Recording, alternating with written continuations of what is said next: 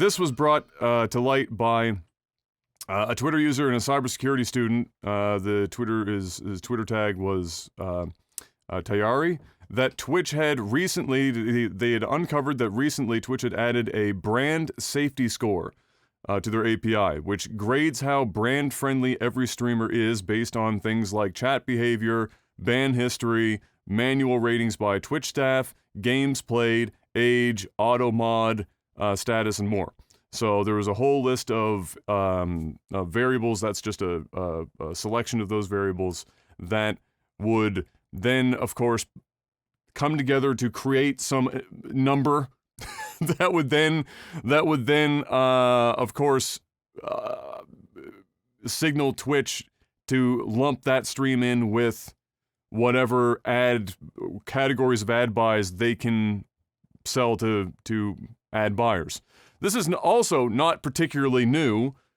YouTube has done it for Ever? a long time now. And they've actually in the last year got even more specific about it. And as we all remember with the label it not for children thing that just about fucking destroyed the entire platform because of how they implemented it. And then they went ahead with they're really specific with you whenever you apply the monetization now, you have to go through a survey for every fucking video. Like it's every time. And you have to like go in and say, all right, there's light cursing or there's heavy cursing or we talk about, sensitive topics or there's violence and then what kind of violence and everything. Like this is an in-depth survey for every fucking video you put on the website.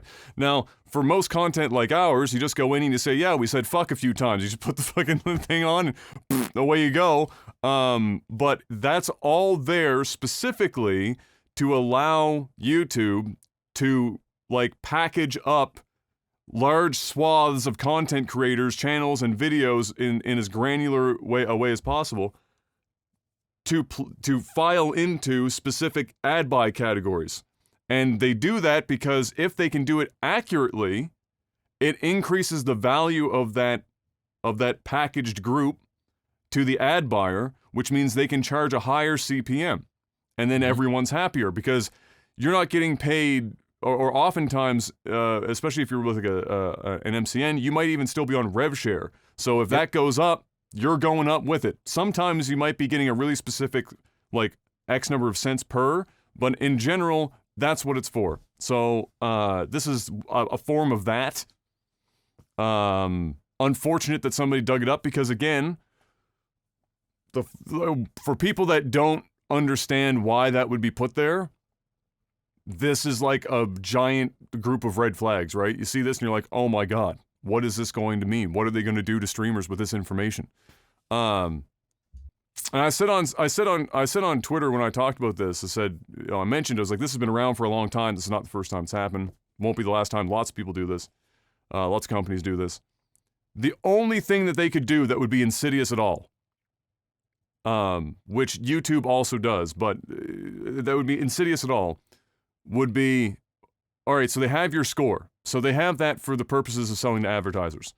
But what more can they do with that information? So let's say that there's an ad buy going on or they have just sold a package and it's for X amount of time and they know they're going to be putting this on X number of channels for that period of time.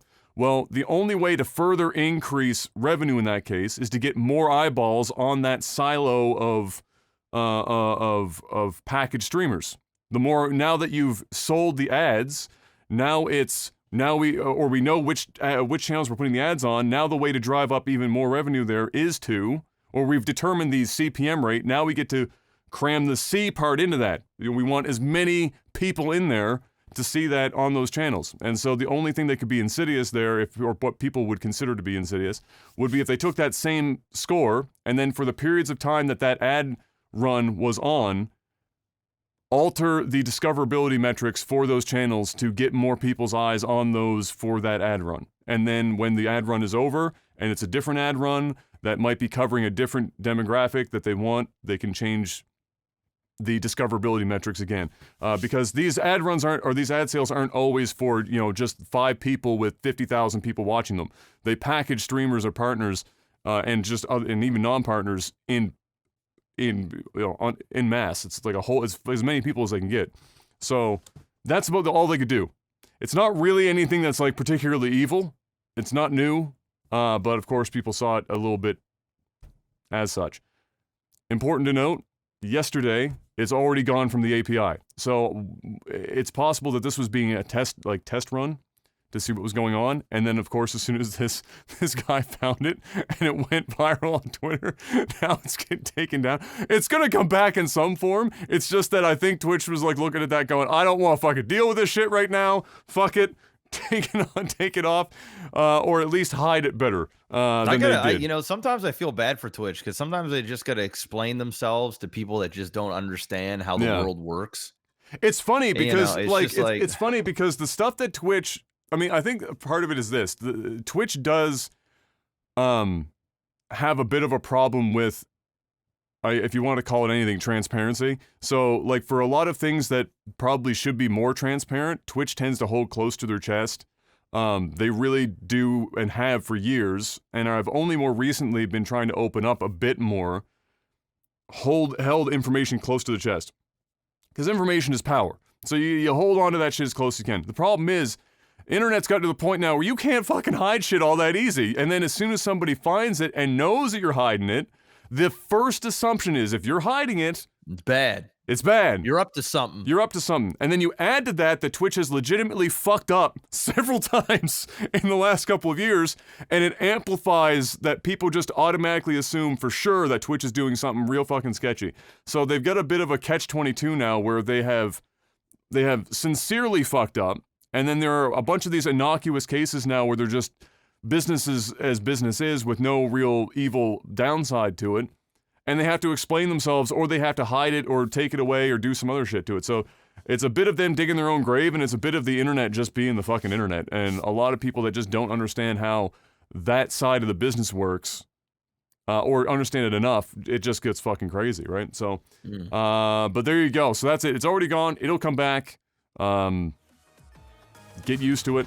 And just be happy that you don't have to do a fucking survey every time you go live to let them know what the content of your stream is going to be. So if it's all automated, at least you're not doing it like you have to do on YouTube.